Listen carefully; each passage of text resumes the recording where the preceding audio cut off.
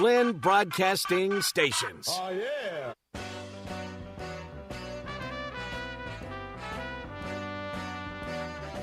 It's time for Wolo and Friends on Sports 56 and 98.5 FM. Presented by Homer Skelton Hyundai. Here is your host, the voice of the Tigers, Dave Woloshin. Oh, yeah, the wait. It's finally over. It's amazing how this thing starts in October, and here we go. The culmination, the final series, which could go all the way to toward the end of June. But this is the showdown between the Golden State Warriors, who've made 6 of the last 8 finals. Wow.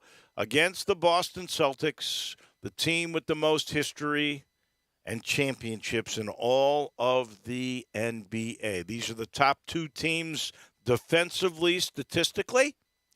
It's Golden State 1, or rather Boston 1, Golden State 2. Offensively, actually Boston, even though the sense everywhere is the Warriors are the greatest offensive team in the history of the game, statistically Boston was better than Golden State this year. There's no doubt the Warriors are deeper. The Celtics are about 8 deep. It would shock me, if we were to see blowouts like we have in the conference finals. I don't believe you'll see that. I think these games will be tight. I think they will go down to the wire. We're going to break that down with J-Mo in just a second. Tigers lost Leicester. And I must say, at least it was to the NBA and not another school, though. Oh, I don't think. Once he decided he was going to go and try the portal or whatever he was considering, that didn't last long. I think he realized, wait a second, why would I do that?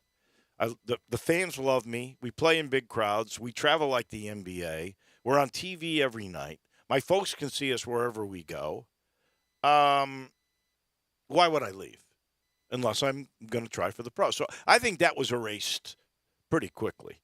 And you had Kendrick Davis, who was calling him and DeAndre Williams the whole time. And Williams, as we said, coming on with the show yesterday, J-Mo broke the news because Williams broke it on Twitter that he was staying. So, this could have been a great day. I will say I was saddened. And then I got kind of excited for Leicester. You couldn't ask, in this day and age anyway, for a guy to give more in the 3 years that Leicester did. In an era where guys, if they don't feel good that day, they don't play, right?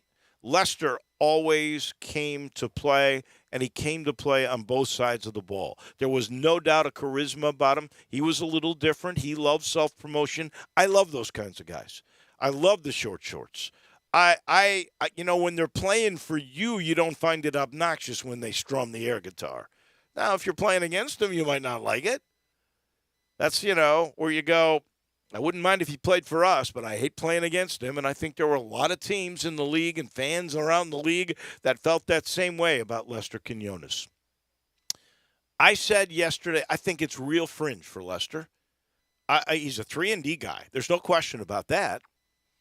I think he can make money, certainly in Europe. If he, the G League, if you're a two-way guy, you can make a little bit of money for sure. What did we figure it out? $300,000? Yeah, a little less. If you stay up for a period of time in the NBA. The only question that I have about Lester, because he's got the grit, he's got some skill, he understands the game, it's the quickness level for Lester. Lester's not going to be able to create a shot going into the paint in the NBA. He's just not quick enough. And his hops are okay because he was a good rebounder, but it was more about timing and using his body. He's not the tallest guy with hops either. So I think it will be tough for Lester to be an NBA guy, but I think he will make good money as a professional player in whether it's Europe or he's a two-way guy that makes a decent amount, and maybe I'm wrong. Maybe he really catches on. His three-point shooting, gets a little bit better and more consistent, and he's with the right system for him because so much of that comes down to that, right? I'm not going to root harder for anybody but Lester. I really like the kid, And even though I'm sad he didn't come back because he would have made Memphis a really good team next year. Now, maybe they fill him in with Walton or the Meyer kid. There are still some transfer portal possibilities that will make Memphis a really good team. But Lester not coming back hurts. I don't see how you can paint it any other way. And didn't you say yesterday as well? I don't mean to put you on the spot here. If you did, I might be misremembering. Didn't you say yesterday you had heard reports that he had really impressed certain scouts in his in like his team workouts and stuff like that too? He impressed the Lakers and the Warriors. I don't know about the Clippers.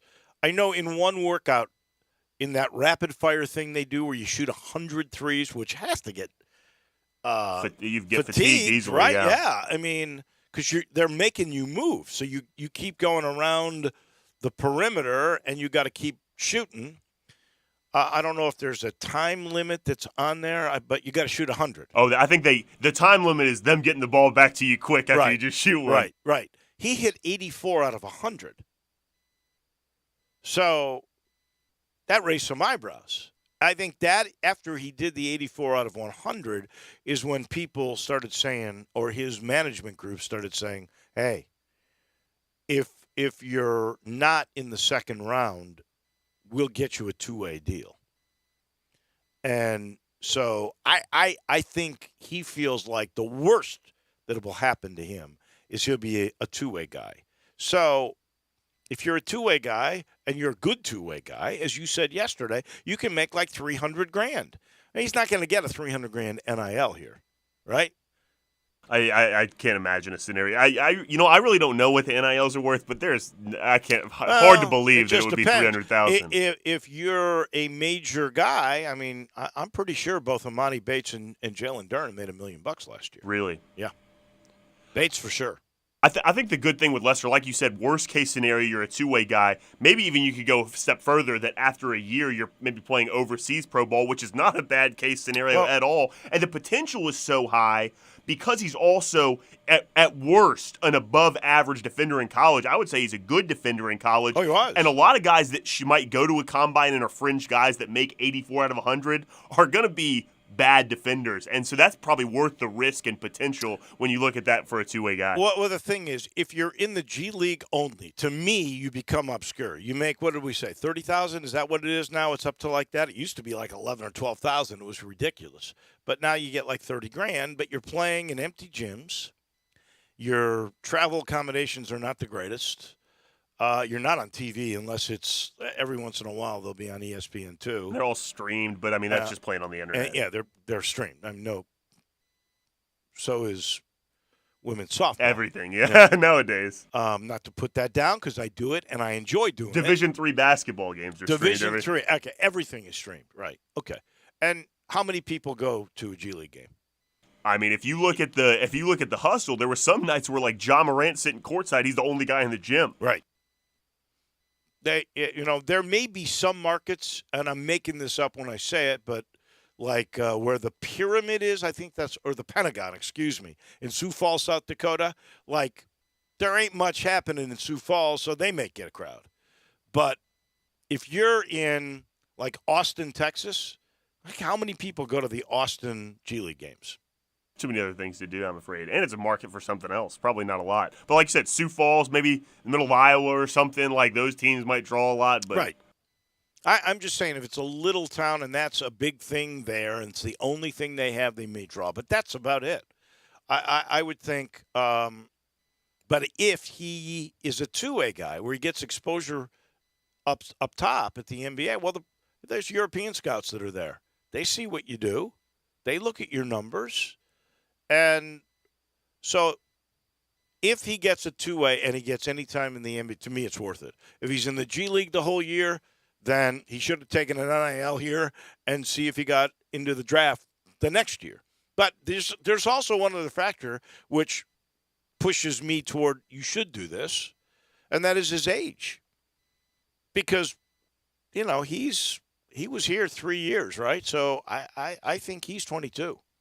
And for whatever reason, NBA teams, analytics guys, use age against you. And all you got to do is look at the Grizzlies. I mean, DeAndre Williams, coming back next year, will turn 27 at some point during the season. He may deny this, but I'm pretty sure he does. And if that's the case, he will be older than about 80% of the Grizzlies. I would say that's probably true for a lot of college programs nowadays. I know Miami's got some old guys. It's so weird. You're right, though. They'll hold it against you, and it's a good age for Lester to try. Like you said, and I think another factor too is that's his dream. I'm sure is playing. I mean, it's every basketball player's at that level's dream is to play in the NBA, and so maybe it's just worth if NBA teams maybe see a chance for potential, and he sees a chance for potential, even if he does spend the whole year in the G League and ends up having to go play overseas, probably worth the risk to achieve a lifelong dream. I'm going to be the biggest rooter for Lester. I really will miss him. I liked his interviews because he was thoughtful. Not pat answers, honest. So I truly will miss Lester, but I really hope the kid hits a home run and makes a great living off of professional basketball. Okay, before we break down this NBA title series, you're a culture, social media, keeping up with trends kind of a guy, right? You know what? For the sake of this conversation, I'm going to say yes. I think you are, much more than I am. But I ask you, do you realize that today is a very significant day beyond losing Leicester in the beginning of the NBA Finals? What occurred today that I know we'll never see in our lifetime again? It may never happen again. Well, this is something that occurred. It's Lou Gehrig Day in baseball. Is that what you're talking about? No, I didn't realize it was Lou Gehrig Day. Seriously? Yeah, it's Lou Is Gehrig. everybody wearing Lou Gehrig's number? Yeah, every team. I don't know if everyone's going to wear Lou Gehrig's number, but I know every team is celebrating and raising awareness for ALS today, which is a great thing. Good cause to raise for. Yeah, but no, I don't know. ALS is just so awful. Oh, terrible! Hearing about it today too, it's put in front of you what it does to your body. It's just a terrible, evil disease. The two worst diseases now, in my mind, and cancer's always there, right? And it seems like we're making some progress on dealing with cancer anyway. The two worst things that we are still so far behind with in finding answers for are 180-degree separation. ALS, which robs you of your body while your mind stays sharp, and Alzheimer's, which your body stays fine and your mind goes. We got to figure those two out. But they're opposite of each other, and they're both terrible. And we need to probably put more money into those, especially Alzheimer's. My goodness, the cost of caring for Alzheimer's patients and more of the population's getting it, it is devastating. We got to find some answers there. But I love it that it's Lou Gehrig Day. So you've informed me culturally of something I did not know. No, this we will never see again in our lifetimes because it has to do with an amount. It's an anniversary of a reign that may be the longest reign in the history of mankind. Queen Elizabeth today. It's the Jubilee in London. I watched some of it on TV this morning. I love the word Jubilee in this case, too. It's 70 years she's been the queen. 70 years. I don't think there's been a longer reign. If there is, and you're a historian out there, please text us on the AutoZone text line. AutoZone, get in the zone, 901-360-8255. 70 years she's been the queen. I saw a little live video this morning around 7 o'clock, too. So that's around 1 o'clock their time. She had a little cocktail as she's waving to the crowd next to her. So at 95, at 1 o'clock in the afternoon, still drinking a cocktail. Good for her. How do you know that wasn't just tea? It could have been tea, I'm just saying. It could have been tea. You're making that up. That's right. You're it's reckless speculation. False information. Yeah. My gosh. All right.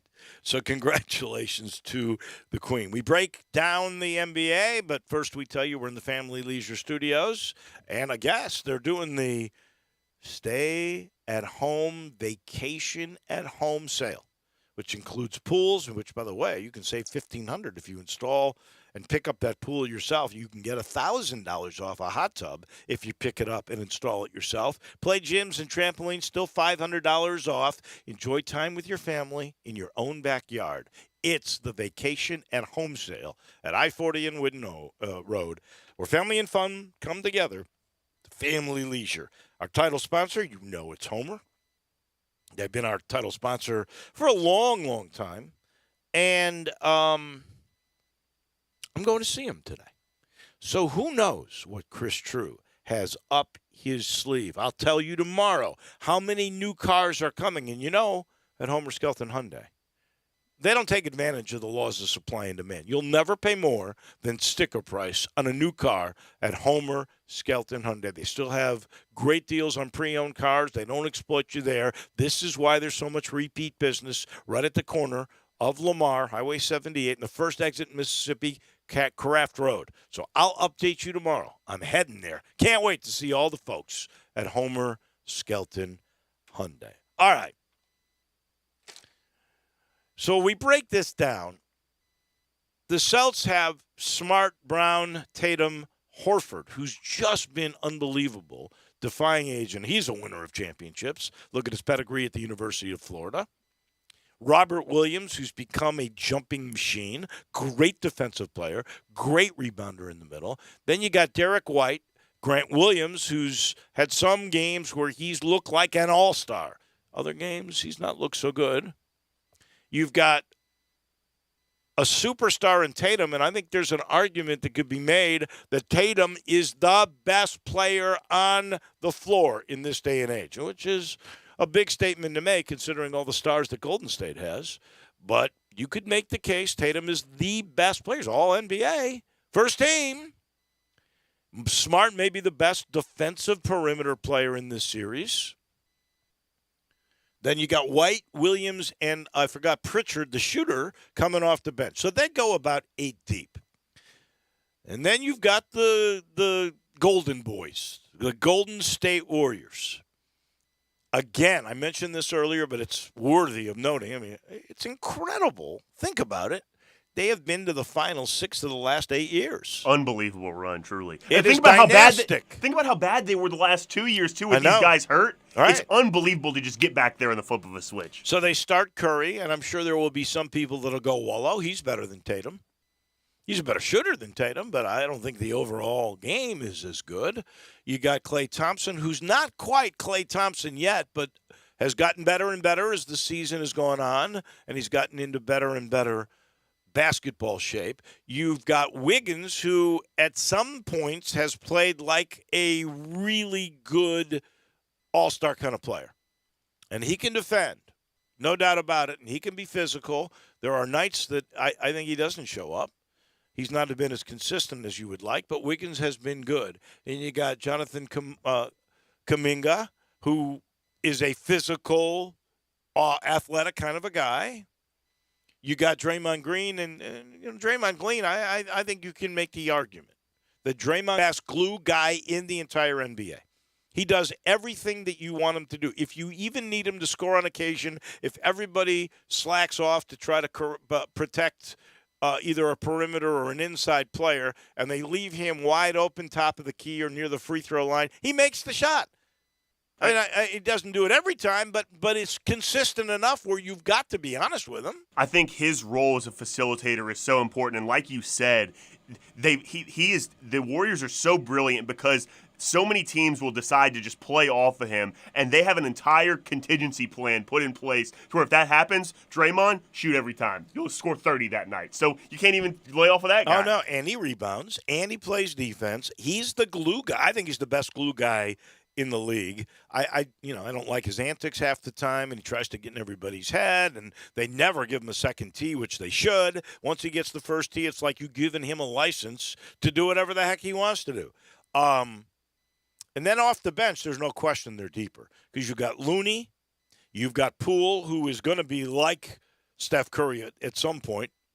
Then I don't know what the status of Otto Porter or Gary Payton II is, but if they're in, wow, now that's really deep. And let's throw Lee in off the bench who can do things for you. They're deeper than Boston, But I think Boston plays better team defense. The stats bear it out. The stats also bear out that as good an offensive team as Golden State is, that the Celtics have actually been better. Now, the guy that's inconsistent offensively, and you saw it in that final game with Miami, is Smart. The reason the Heat actually made a run toward the end and that Jimmy Butler took that infamous bad three is because Smart missed so many open shots. He's sometimes on, sometimes off. He's a little like Dylan Brooks, where he needs to think about the volume of shots that he takes and sets up other people. But he does set up other people. He's a good facilitator.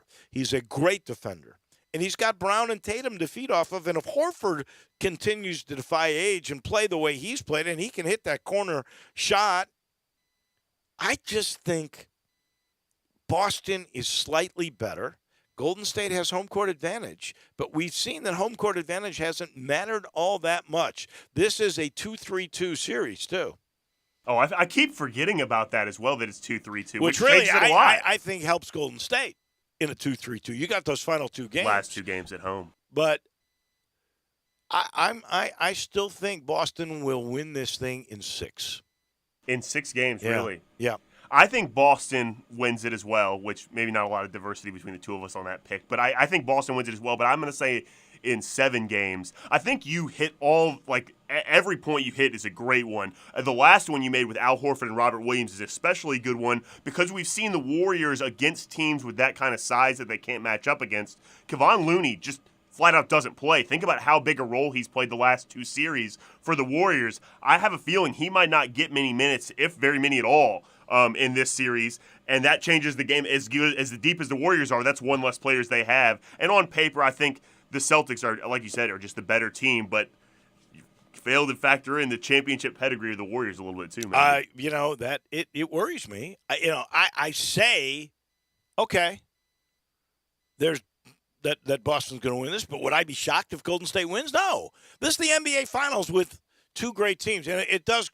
And maybe I'm prejudiced a little bit this way because I think Memphis had a hard time, the Grizzlies, matching up with the Celtics, and they didn't with Golden State. And frankly, had the Grizzlies had John Morant and Steven Adams for the whole series, they would have beat Golden State.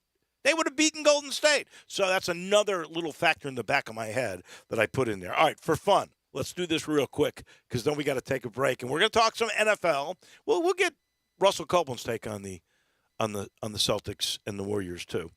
But these are the Jimmy Shapiro prop bets. So real quick, let's do this. Highest margin of victory in one game, 17.5, over, under. Over. I go under. You think somebody's going to beat a team by over 17.5? I just saw the way Ime Udoka schemed last series, and I have immense confidence in Steve Kerr's ability to scheme. I could see one adjustment, maybe making 1 game or 2 games a big blowout. Highest scoring game total by any one player, over, under 39.5. Under. Somebody, I'm going the opposite way. Somebody's going to get 40 between Tatum and Curry in this series. I think you're probably on the safe side of that one, but man, I don't know. Highest scoring team total by any one team, over, under 129.5. They're both good defensive teams. Wow, that's probably like right on the money. I'm going under. I think I do too, but that's probably right on the money. Lowest scoring team by a team in a game, 92.5. That's probably right on the money too, to be honest. I'm maybe a little under. Maybe one game in the 80s. Yep, under. I'm saying under. Man, that's the hardest one, I think, for me. Under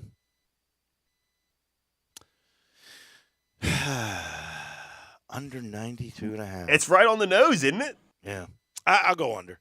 There's one team that we could have one game where it's like 99-90 or something like that. 92.5 is right on it. Total flagrant fouls in the series, 3.5.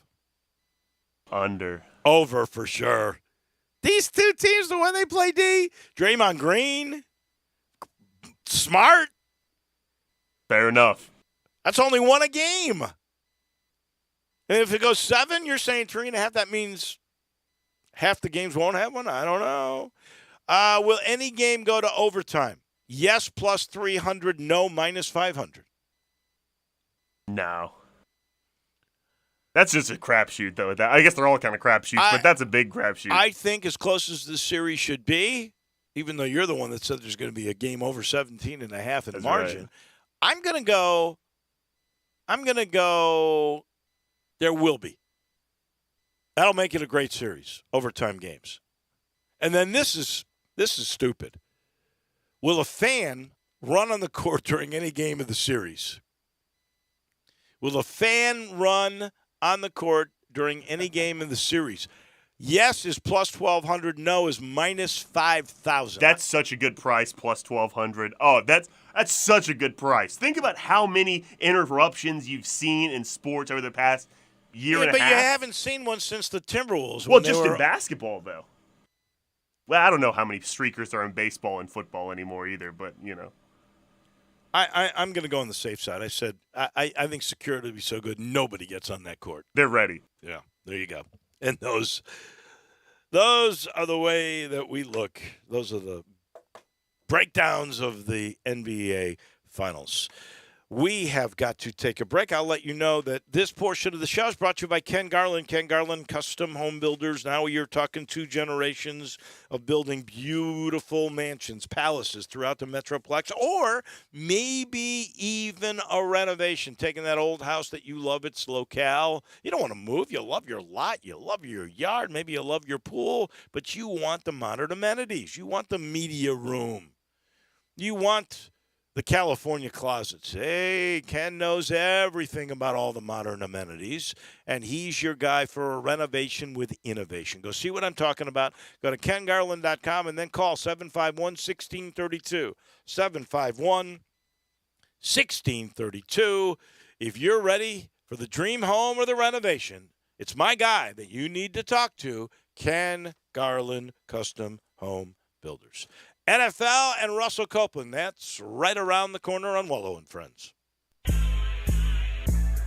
Let former Memphis Tiger Gabe Kuhn and Brett Norsworthy take you home every afternoon with Sports Time on Sports 56.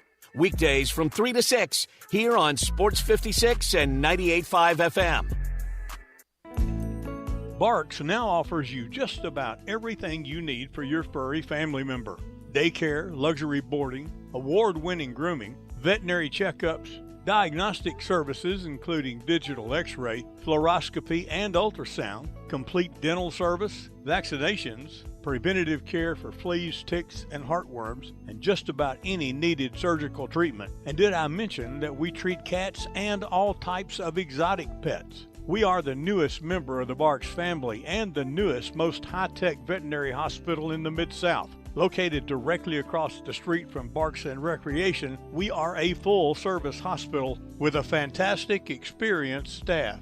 If you're having problems getting a timely appointment at your current vet's facility, we are here to serve you. Call us at 901-979-8888. Barks and Medication.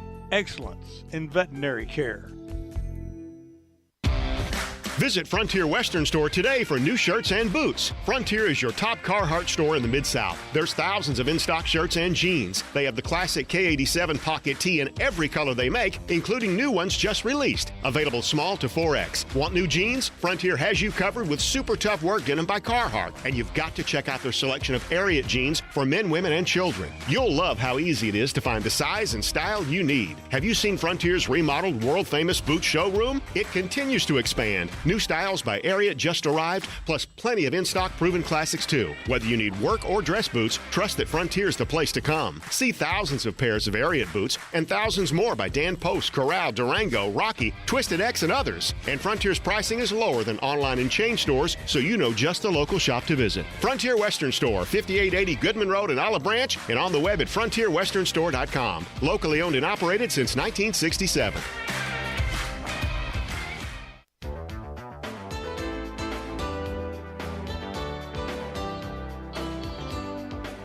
Now back to Wolo and Friends on Sports 56 and 98.5 FM, presented by Homer Skelton Hyundai.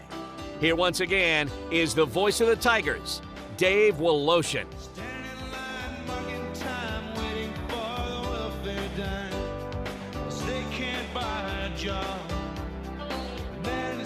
Welcome back in. Cruising through our Thursday. Man, it's a short week because of the Monday holiday, and kind of hard to get into that frame of mind. This is like we're running out of days. But on Thursday, I'm always happy because I get to chat with my good friend Russell Copeland on the National Football League. He's brought to you in part by the Spirit Shop, Eddie, Connor, and company. I've been spending a bunch of time with Eddie because we had this wedding of which his shop provided all of the spirits for the Wolo nuptials, which, by the way, was fantastic. And I can't thank him enough and his staff, and they always educate me about what's new, about what's value, what is up and coming that is reasonably priced now and might be a good investment for the future, like fine wines or even fine bourbon. He's got the best and he's got the bargains. All you got to do is talk to him and show up at Poplar in St. Nick. That's in East Memphis, right down from Clark Towers, that little log cabin you've passed by many, many times. If you want all the local beers and the IPAs, anything Grind City, anything like that, they've got it. If you want the finest of bourbons, they've got it. You want some Old Dominic product? That's another of the Memphis products. They've got it. Everything you need, including a rub that you might want to put on the rim of a glass. Everything that has to do with spirits, Eddie Connor's got it right there at Poplar and St. Nick, the Spirit Shop. Russell Copeland joins us now. All right, Russell, before we get into the National Football League, we just broke down the series between the Celts and the Warriors, the Golden Boys and the hard-nosed Celtics. Who do you like? I know you love NBA basketball. Well, Dave, there's no question about it. I think it's going to be a tall task for the Boston Celtics to be able to defend against the Splash Brothers. You got the most prolific shooter in history in Stephen Curry. You got instant offense coming off the bench with Jordan Poole. Reminds you of Jamal Crawford, old school Vinnie Johnson, the microwave, and Lou Williams. But what this Boston Celtics team has, they have defense, and defense championship. I love the way the team rallies around their dog, their guy, Marcus Smart. And I think with Marcus Smart, you got Robert Williams, also Grant Williams coming off the bench. I think they can have the defense to be able to maintain and get enough points offensively out of their stars to stop the Golden State Warriors. You have to look at the series against Miami. They were able to hold the starters of Miami to 18 points in the first half, and that's playing a lot of great defense. I don't think that they will hold this group to 18 points in the first half, their starters, but I do think they have enough defense to be able to beat the Golden State Warriors. I like them in 6 games or either 7. I'll say it'll go to 7. Give me the Boston Celtics. I took Boston in 6. J-Mo took Boston in 7. We're all on the same wavelength. Probably it'll be the Warriors that'll sweep now because of that. But no, it's going to be great. I really believe it will be terrific. All right, Let's talk about the National Football League because the NFL is always at the top of the news, and unfortunately, it has not been in a good light. It has been in a sad light that we have looked at the NFL the last week and a half or two, with the deaths of Marion Barber yesterday at the age of 38, still a young man, not playing anymore, but played for the Cowboys, played for the Bears, and they haven't really said what the cause of death there was yet, or I haven't seen. And then there was the unfortunate passing of Jeff Gladney in a car accident that I have a bad feel that was involving alcohol, and we know that Dwayne Haskins, we saw the autopsy finally come out on that. And the quarterback who, had so much upside from Ohio State was just coming off a camp down in Florida and, ran out of gas apparently and was walking on the highway, got hit by a garbage truck. We find out he was 3 times over the alcohol limit. So that came into play. Man, that it's just been a tough week or 2 or 3 for the NFL. Yeah, definitely, Dave. And being part of that shield, the National Football League, it's tough. And, my prayers go out to the Haskins family, to the Gladney family, to the Barber family, and also to Tina Tenton. That's the young lady that Henry Ruggs Also, his car crashed into, I her forgot. family. So Almost it's been forgot really about tough. that. Yeah. Yeah, it's been tough over the past, 6 months or so, and all of these are motor vehicles. And, just say to all the youth that's out, the college players, professional players, that's my fraternity. Those are my brothers, current players and retired players. Just be careful, be safe. Let's try to make the best decisions. But it's really sad, and I'm praying for all of the families involved. It's such a simple thing to say. If you're a professional athlete, you got enough money to call Uber. I've never understood why you are driving if you're drunk and it's 1 o'clock in the morning, how you can't call Uber or a cab, because you certainly can afford it, and you can't afford to get DUI or worse. I just never have gotten that. Just unfortunately, it's just decisions that we make. In the National Football League, I know have put in place a lot of different parameters. There's a service that players can call, and just unfortunate sometimes players make split decisions. It's not the decision that you make after that you went out. I think it's the decision that you should make before you go out, meaning that have everything taken care of when you're going out. I think that is the most important decision, your transportation before you even go out and want to enjoy yourself with some family and friends. Athletes from every sport are disciplined, and they know they all have a game plan going in. So why don't you do that socially? Carry it over. It only makes perfect sense. All right, we talked a lot about the draft and how all that was going to play out. We haven't really talked as much about free agency. That is now over. Who won free agency in your mind? What teams, what divisions? How did you view it? Well, Dave, I don't know if there's one particular team that did the best, but there are a few teams that I believe put themselves in contention to win the division and make a run in the playoffs. There are other teams that I think got significantly better. And for me, it's the AFC. The AFC teams stand out the most for me. I know there are some NFC teams that made some good moves, but I'm going to start with the AFC and with the Buffalo Bills. I think them signing Von Miller to go along with their defense. Offensively, for Josh Allen, you signed O.J. Howard, the tight end, to go with Dawson Knox. You got Duke Johnson. You got Jamison Crowder to replace Cole Beasley. And they solidified their offensive line with Suffolk and also Greg Manning. And you have to have good backups. They did that with Case Keenum and Matt Barkley. So I like what the Buffalo Bills did. I think they have some free agent moves that can propel them to go deep in the playoffs. But I like to stay in their division. You talk about somebody that made major moves, got a lot of speed, is the Miami Dolphins. Going to sign the cheetah, Tyreek Hill, to go along with Jalen Waddle. You signed Cedric Wilson, the other wide receiver from the Miami Dolphins. You got Raheem Mostert. You got Chase Edmonds. And you also have a great backup in Teddy Bridgewater. But I think Tua Tagovailoa will make the stride. He has the weapons. It reminds me of all the plethora of weapons that he had at Alabama. This right here will be a team that has a lot of speed. And last, I'm just going to go with a whole division. The AFC West got so much better when you look at their signings from their coaches, when you look at their free agent acquisitions. And I'm going to start with the Chargers. I think the Chargers made some moves that they can get a run in the playoffs, but it's going to be a tough division. But when you look at re-signing Mike Williams, you went out on the defensive side. You got the best cornerback in free agency from the Patriots and J.C. Jackson.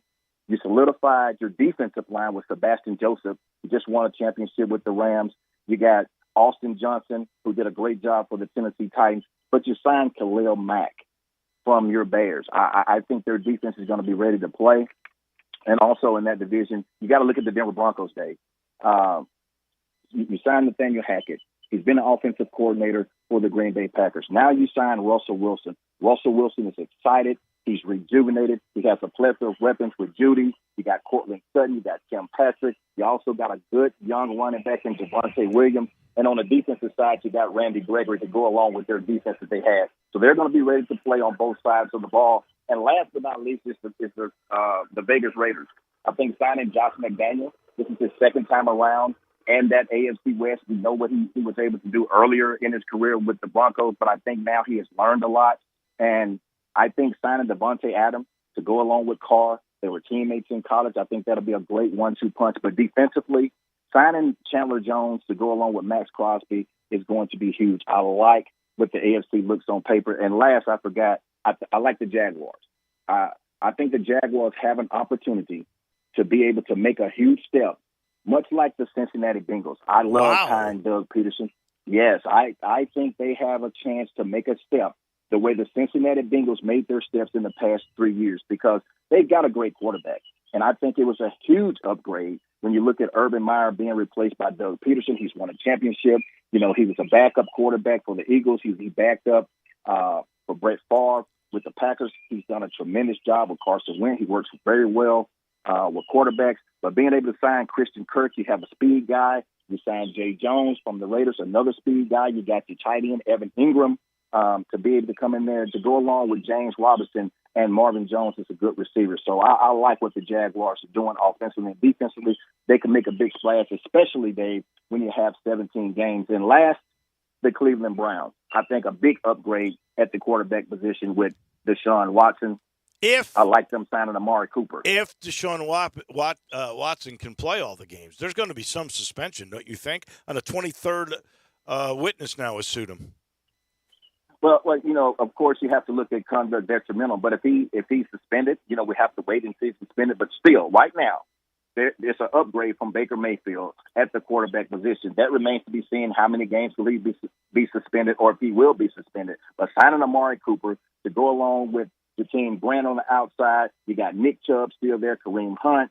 On the defensive side, you re-sign Jadeveon Clowney. So, you know, tremendous upgrade for him. And then if he's suspended, when you look at contractual situation, it's not going to hurt Deshaun Watson the way that contract is structured. We're talking about football, not get into the courts or not get into the potential victims. I'm talking strictly football here, but I think it's an upgrade for them at the quarterback position, and they'll be very competitive in that division. Great insight today from Russell Copeland. As always, the thing that struck me, you're calling Jacksonville, which has been a joke. You're calling them the next Bengals, and that they'll come up. And you said Buffalo was one of the teams that improved mostly from free agency, and that's a team then you must be saying your old squad's got to be a favorite for the Super Bowl.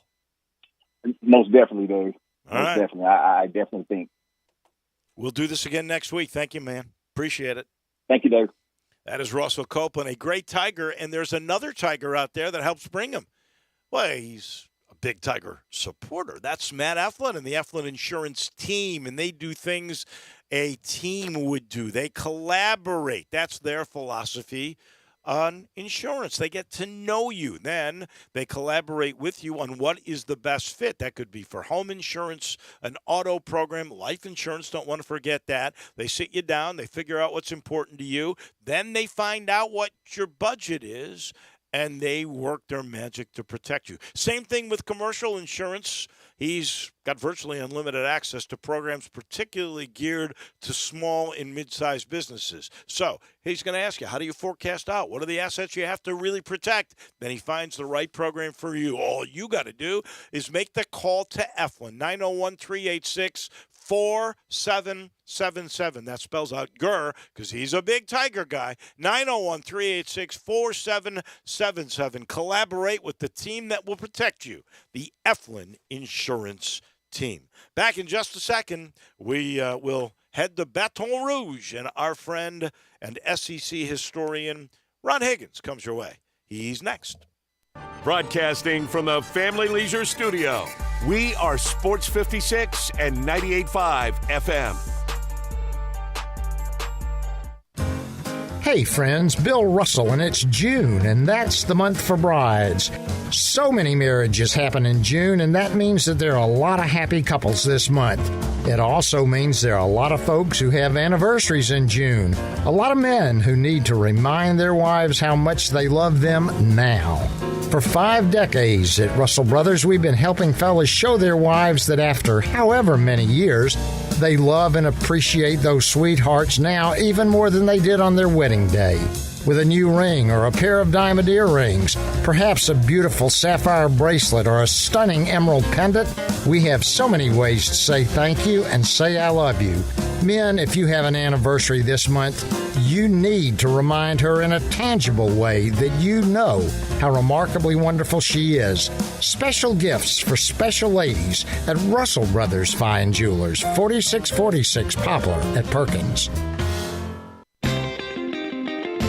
Memphis's oldest restaurant, Coletta's, was established in 1923 to give Memphians the best Italian food possible. And after 99 years, I'd say they got it right. They are the creators of the barbecue pizza. It was Elvis's favorite, and I know for a fact that a large will feed one person all weekend. If you need to feed several, though, Coletta's caters any event. Choose from homemade lasagna, ravioli, Alfredo, primavera, and so many other delicious items you can't help but enjoy. Impress employees or clients and treat them to Coletta's for lunch or dinner. Plan ahead and get your holiday party booked at Coletta's. Elvis's favorite place to go eat with his buddies at the South Parkway location, and Coletta's even has an Elvis room dedicated to him. Call Coletta's on South Parkway at 948-7652 or Appling Road at 383-1122. Coletta's. It was Elvis's favorite, and it should be yours too.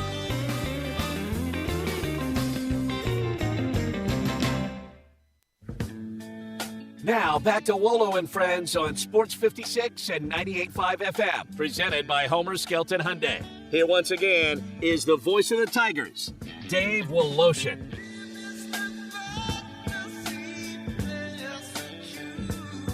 At Baton Rouge we go in a minute, and Ron Higgins, not only our SEC historian, but now thespian Ron Higgins, will be joining us in a matter of moments. He's brought to you by Conway. If you're considering replacing your heating or your air conditioning this spring, man, it's the perfect time. It's Carrier Cool Cash Days at Conway.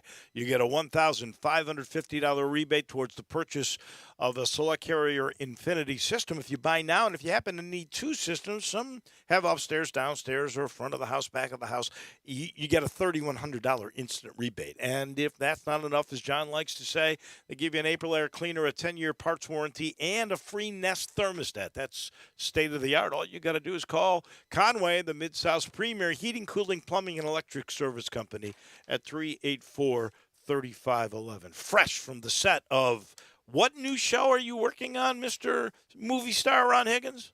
I'm working on a TV show called Leverage. Yesterday I was in a scene at a high society cocktail party where we got robbed. So it was good. Oh, my goodness. Did you? Yeah. You didn't get shot, did you? I didn't get shot. They gave me a cheap costume watch. It was the ugliest watch I've ever seen to get robbed. So, yeah. I can't wait to see this. So what channel, what networks is this thing on? I don't know what Leverage is on. I got to see what business. I think it's been on for a while. I got to see which one it's on. But yeah, it'll be on next fall probably. Everything I'm doing is probably next year, next TV season. So all right. So at the SEC meetings, there was peace and tranquility. There was no shooting, no robbing, no nothing between Saban and Fisher. I was a little disappointed, and frankly, I think that the media has not done a good job of pressing Jimbo Fisher more on his accusations that Saban's a cheater. Well, I think that Greg Sankey read up the Riot Act, just like Mike Sly did one year at the SEC meeting when he walked into a meeting with all the coaches and told them all to shut the hell up. I think this is when Kiffin was at Tennessee, and there was sniping back and forth. Yeah. Mike walked in and said, we're going to shut up about this. I want to hear one more damn word out of y'all. Okay, that's it. And I think he did the same thing with Jimbo and Saban, and as I knew he would. And so that's why you didn't see anybody. I mean, Jimbo was pressed about that a bit. He just look, when the commissioner comes down on you and says shut up, you shut up. So that's why I knew there wouldn't be much chatter down there about that, because Sankey already dropped the hammer on him. Yeah, and I guess the media can only do so much, and you know, frankly, both Fisher and Saban are savvy at deflection. They're not going to tell you once they've calmed down. They're not going to tell you anything they don't want to tell you. Yeah, exactly. I mean, everybody's at each other's throats because of the NIL, because nobody knows. There's no rules really. So You know, I mean, you do buy people. You know, I mean, Nick was essentially right. You know, Jimbo bought people, but Jimbo was right that, you know, Nick's past, you could probably look into that and see Nick bent the rules too, because Jimbo was part of it. So they're both right. And, you know, now move on, and everybody can look forward to the A&M Alabama game in the fall. Greg Sankey has kept the SEC in the headlines a little bit with his possible, and I think this is just for leverage, his possible playoff scenario. So he wanted a 12-team playoff, and the other Power Five didn't go along with it. And the reason that Greg Sankey wants a 12-team playoff is because he thinks he can get 3 or 4 SEC teams in, or maybe even more. And the reason I like the 12-team playoff format, because a group of 5 team was guaranteed to get into the playoff mix. So I was willing to live with that. Others wanted an 8-team conference, all conference tournament. I think in the 8-team there was still going to be a group of 5. I'm not sure. Sankey didn't like that because there wasn't going to be enough chances for SEC teams, more than 2, that could get in. So now he's proposing, if he doesn't get his way, he's going to take his ball and go home. I don't think he really means this, but it is a shot that they could do this, and that is the SEC would just have their own playoff and determine their own champion in that way. What's your sense of it all? I think it's pretty stupid and selfish and childish, actually. You know, if you're not part of the college football playoff, nobody's going to recognize you as anything but a national champion. Look, there's not more than 2 SEC teams a year that really honestly deserve being a playoff. Okay? No matter how good the league is, it's just you beat up on each other too much. And most of the time, you're going to have an undefeated team and a one-loss team. Sometimes there'll be two one-loss teams, but that doesn't mean you're supposed to get the playoffs. I mean, this has got to be a little bit equitable. You can't sit there and say that you deserve 3 teams in the playoff. I mean, no matter how good your league is, you can't be that selfish. I'm sorry. You know, you just can't be. I think 2 teams for one conference is quite enough for any conference. I agree. Here's how my sense of it is: the SEC is clearly the best league in the country. It is. It is in baseball. It is in football for sure. Heck, you know, some people could make a good case for basketball too. It's clearly overall the best darn league. That doesn't mean you run college sports or make it all to your advantage. And a 14 playoff stinks because there's always going to be one Power 5 team that doesn't get in, and there's no chance except, you know, we've had the crazy instance this year with Cincinnati where you had somebody from the group of 5 who got in. That meant more conferences that are Power 5 weren't getting into the mix. That's not good for the sport, in my estimation. It's good for talk radio, not good for the sport. The 12-team model is the way to go, I think, for sure, and I don't understand why the other Power 5s aren't going along with that.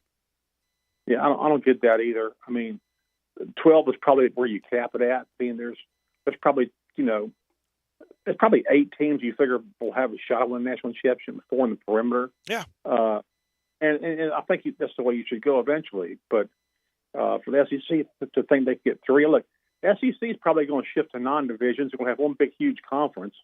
And, you know, the top 2 teams will go to the conference championship game. Well, most of the time, those top 2 teams in the championship game lately advance to the college football playoffs because they have good records anyway. So right. I don't know. I don't know the bit to understand the whole logic and beef behind this. I just, you know, sometimes you can't run the world. Sometimes you just got to go along. And you know, everybody knows the SEC most of the time is the best league, but that doesn't mean that you're supposed to have 3 teams in there because honestly, I'm just not very many years. I thought 3 teams should get in there, maybe 2, but not 3. Yeah. Sometimes you got to think about what is best, not only for your league, but what is best for the rest of the world, the college sport itself of football. Yeah, and I wish they would do that. Oh, yeah, I agree, and I just think they should. That's when they should back off. Then they should really concentrate and figure out their schedule and how they're going to schedule when 2 more teams come to the league. I mean, personally, and I think it's split right now. Some schools still want the 8-game schedule. Some schools want the 9-game schedule. I think with 16 teams, you need a 9-game schedule. I'm sorry. I mean, yeah. I love a 9-game conference schedule. 3 non-conference, play 3 decent games. Would be a lot better. I think I hear they're calling Mr. Higgins to the set. You better go. We got to run too. Thank you, Ron. We'll do this again next week. All right, Wolo. Take care. We'll see you. That's our friend, our SEC historian, Ron Higgins. He's brought to you by Public Memphis City Golf. I love how Memphians love golf, and I love how the city appreciates that and understands golf courses are a great city amenity. And Memphis is a great city, and they're investing in golf. All you got to do is look and see. Right now, go and look at Fox Meadows. They're putting in new greens. They'll be ready by August, I'm sure. And they'll be the Mini Verde investing in Pine Hill. Oh, that's always been a great historic golf course. They're totally redoing it. It will be a showcase when it is done, hopefully late fall. They're going to open Overton Park really soon. Already Galloway's in great shape, and so is Audubon. If you haven't played a Memphis City golf course in the last year or two, you're really missing out because they're great. Go check it out. You will thank me later. We thank Ron Higgins and Russell Copeland. Enjoy the finals tonight. We'll talk about it tomorrow. I know the sweetest thing in Memphis, and I know